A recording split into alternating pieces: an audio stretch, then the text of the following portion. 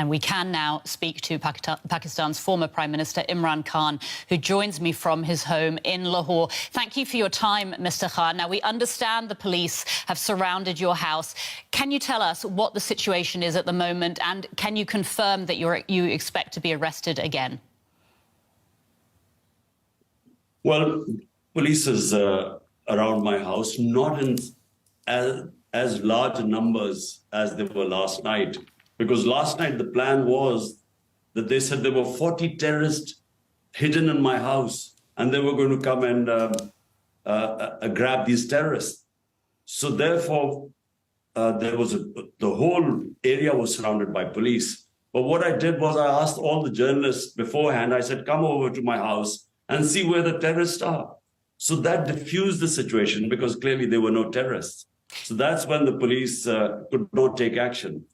But the answer to your question, do I expect to be rearrested? Yes, it could happen anytime, because even though I'm on bail on everything now, the police can't arrest me on any charges because the courts have given me bail. But unfortunately, right now, the law of the jungle is prevailing. Might is right. 7,500 of my workers have been arrested. All my senior leadership has been arrested.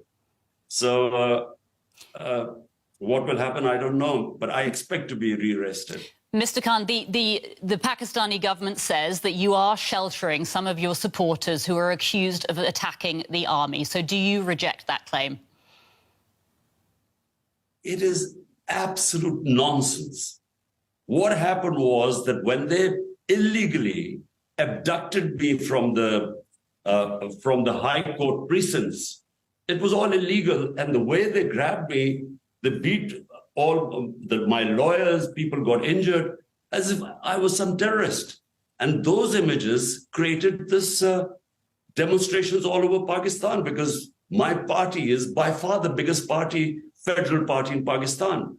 Now, what they did was they used these mass demonstrations that took place, they perpetuated violence, which is, I don't remember such violence. They shot dead 25 people, which we already know, but there are others which we can't know, because then they started arresting 7,500 workers have been arrested. We don't know what's going on. All my leadership has been arrested.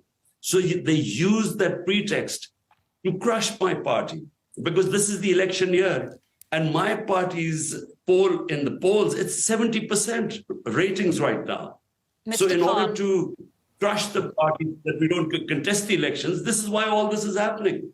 Mr. Khan, you've spoken about the street protests that were sparked by your arrest last week. Will you be calling for calm among your supporters to avoid further violence, or are you encouraging people to protest?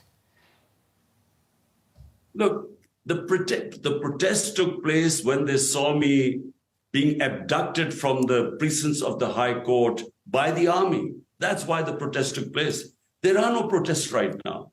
There is no public disorder. But what is happening is that there's a crackdown, unprecedented crackdown taking place. I again repeat, my entire senior leadership is in jail. They get bail from court. As they come out of the court, they again get rearrested. There are women who've been arrested. A lot of the women living in awful conditions because it's extremely hot there. And unfortunately, right now it is a reign of terror we are facing. Mr. Khan, I'd like to ask you right now. I'd like to ask you, if I may, about the dozens of cases that have been brought against you in recent months, mostly on charges of corruption, but there's also terrorism, contempt of court. I'd like to hear from you. Do you deny all of them? Look, there are 150 cases on me. Out of those 150 cases, 4 were when I was in jail. When I was inside the jail, there were 4 more criminal cases against me. There are 40 terrorism cases against me, 15 criminal cases in one day. Even a hardened criminal could not commit 15 crimes in a day. So there are 2 corruption cases which are being contested. So, I mean, as someone who's been known in this country for 50 years, never committed one crime, certainly in the last few months, he's had 150 cases. No one believes this. People know me in this country for 50 years. You have accused the country's military chief of being behind your last arrest, and you've also accused a senior general of being involved in a plan to kill you. These, of course, are serious accusations. Do you have evidence that supports these allegations that you've made?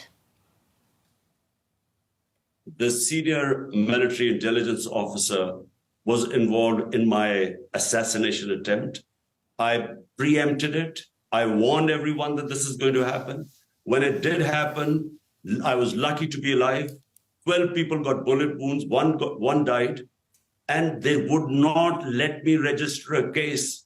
It was my fundamental right that the suspects who were involved, I should have registered a case so they could be investigated. They never even allowed an investigation. So how am I going to bring my evidence forward? And whatever evidence was coming through a joint investigation committee, they sabotaged it. So how am I going to bring my evidence in public? And as for the charge of the army chief, well, the army is who picked me up from the High Court illegally, ruled by the Supreme Court. And the orders to the army comes right from the top. So one man takes the decision.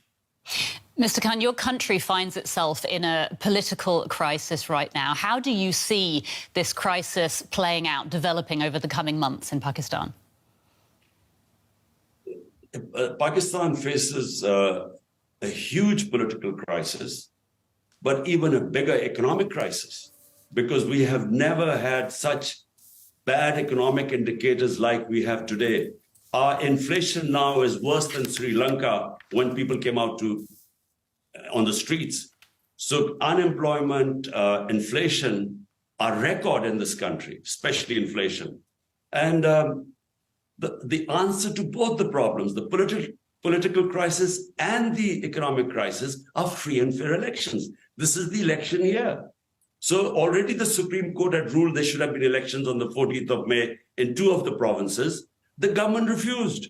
They violated the constitution. They violated the orders of the Supreme Court. So the answer to our crises are free and fair elections. Mr. Khan, thank you so much for your time. Pakistan's former Prime Minister Imran Khan. Thank you.